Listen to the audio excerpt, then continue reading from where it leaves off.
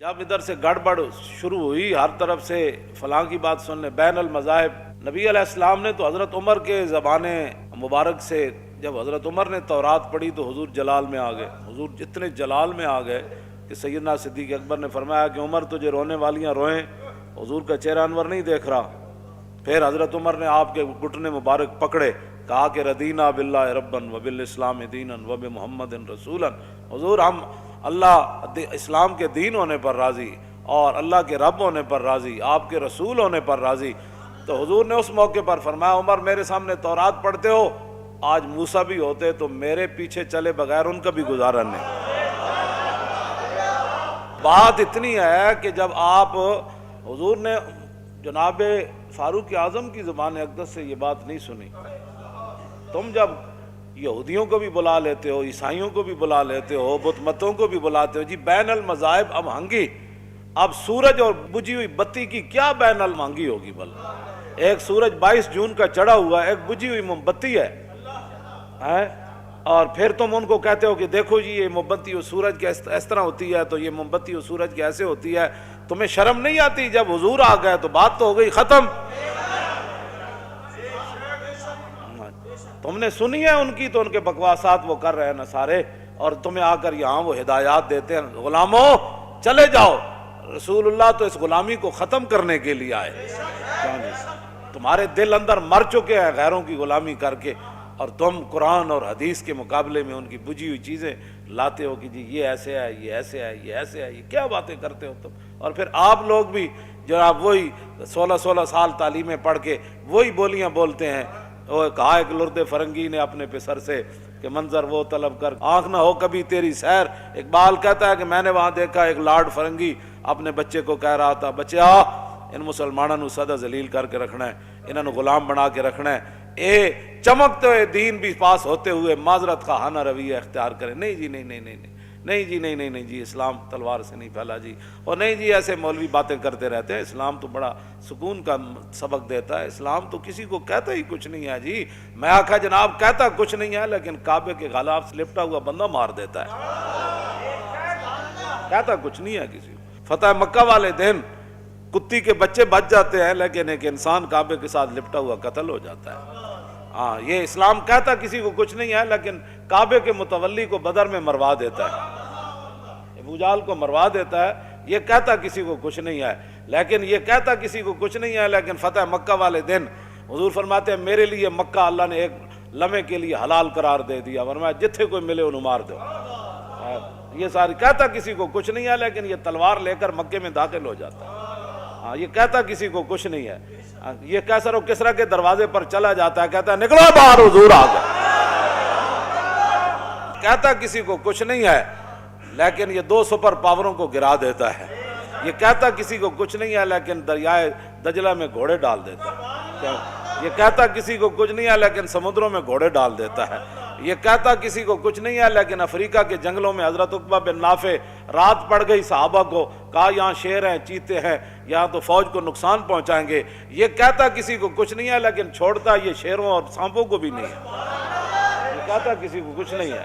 آپ جب ٹیلے پر چڑھے فرمایا او شیرو، او بھیڑیو، او سپو، او ٹھوئے، تو انہوں پتا اسی کون ہاں؟ اسی محمد عربی دے غلامہ، اور اسی دین دے خاطر تلواراں تے گھوڑیاں تے لگے پھرنے ہاں۔ آج سانو رات پہ گئی اس جنگل وچ، اسی سنیا بھئی تسی بڑی تکلیف دیندے ہو، تسی لڑ پیندے ہو، بندے نو ڈنگ مار دیندے ہو، تے میرا حکم ہے کہ آج یہ جنگل خالی کر دیا جائے۔ یہ کہتا کسی کو کچھ نہیں ہے، کیوں جی؟ یہ کہتا کسی کو کچھ نہیں ہے، لیکن بیٹے کے ہاتھوں باپ مروا دیتا ہے۔ ابو عبیدہ بن جراح، ہاں یہ کہتا کسی کو کچھ نہیں ہے، لیکن بیٹا باپ کے سر پر تلوار رکھ دیتا ہے۔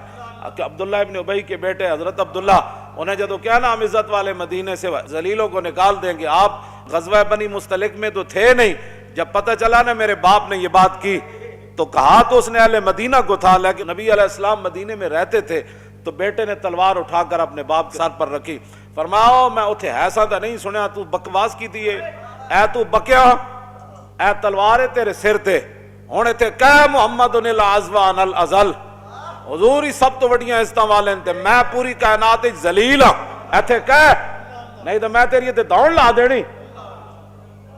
کہتا کسی کو کچھ نہیں ہے، لیکن بیٹے کے ذریعے باپ کے سر پر تلوار رکھوا دیتا ہے اور بیٹے کے ذریعے کہلواتا ہے کہ تو کہہ میں بڑا ذلیل ہوں. کیوں جی؟ اور کہنے لگا ہے ویلا کا اور ویلا کا، کہنے پترا بھی کدی پیو دے سر تے تلوارا رکھیاں؟ فرمایا اس وقت تک نہیں رکھی تھی جب کلمہ نہیں پڑا تھا. آپ تو جو کہنا پڑے گا یا اب تو تجھے کہنا پڑے گا، ورنہ تیری گردن اتار دینی ہے خود اپنے ہاتھ سے. تو کہنے لگا میں کہتا ہوں محمد الازوان الازل، میں کہتا ہوں حضور بڑی آہستہ والے میں سب تو وڈا ذلیل ہاں. فبلغت رسول اللہ، ایک خبر رسول اللہ تک پہنچ جاتی. جے تھے کوئی بات ہوندی تھی حضور نے فرمانا سی بھائی نہیں نہیں، جتنا بھی کوئی آدمی ہو باپ کا تو خیال رکھنا چاہیے. فبلغت رسول اللہ، ان کا ایسے تلوار اٹھا کر باپ کے سر پر رکھنا اور اس کو کہنا کہ جناب تو سب تو وڈا ذلیل ہیں، حضور سب تو وڈیاں آہستہ والے. ایک گل رسول اللہ تک چلی گئی. فشکرہا لہو، حضور نے ان کا شکریہ ادا کیا. حضور نے شکریہ ادا کیا، حضور نے ان کا شکریہ ادا کیا. حضور نے شکریہ ادا کیا. حضور خود چاہتے ہیں جب میری بات ہو تو پھر میرا کلمہ پڑھنے والا صرف مجھے دیکھے. پھر آگے کون کھڑا ہے، پیچھے کون کھڑا ہے، دائیں کیا کھڑا ہے، سر پر تلوار ہے یا نیزہ ہے یا گولی آ رہی ہے، پھر وہ ادھر نہ دیکھے، صرف پھر وہ مجھے دیکھے. حضور خود یہ چاہتے ہیں. کیوں جی؟ اس لیے تو ان کا شکریہ ادا کیا. فرماؤ میرے غلام تیرا شکریہ کہ تو نے میری عزت پر اتنی بڑی اور بات کرتا تو بات اور ہے. کچھ دنوں کے بعد حضرت عبداللہ پھر آ گئے. کیوں جی؟ عرض کی حضور مجھے بلغنی انکا ترید قتل ابی، حضور مجھے خبر یہ پہنچی ہے کہ آپ نے میرے باپ کو معاف نہیں کیا. اس نے جو لفظ کہے تھے کہ ہم مدینہ پاک جا کر عزت والے ذلیلوں کو نکال دیں، مجھے یہ خبر پہنچی ہے کہ آپ ارادہ رکھتے ہیں میرے باپ کے قتل کا، لیکن آپ کسی غیر سے قتل کروانا چاہتے ہیں. آپ نے اس کی وہ غلطی معاف نہیں کی. تو فمرنی، حضور میری ایک عرض ہے، جب بھی آپ میرے باپ کو قتل کرانا چاہیں نا تو فمرنی، مجھے حکم دینا.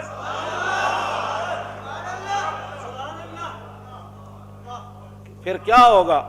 میں باپ کو پکڑ کر لاؤں گا کہ معافی مانگ، یا میں معافی مانگا. فمرنی ان احمل الیک راسہ، حضور حکم آپ نے مجھے دینا ہے.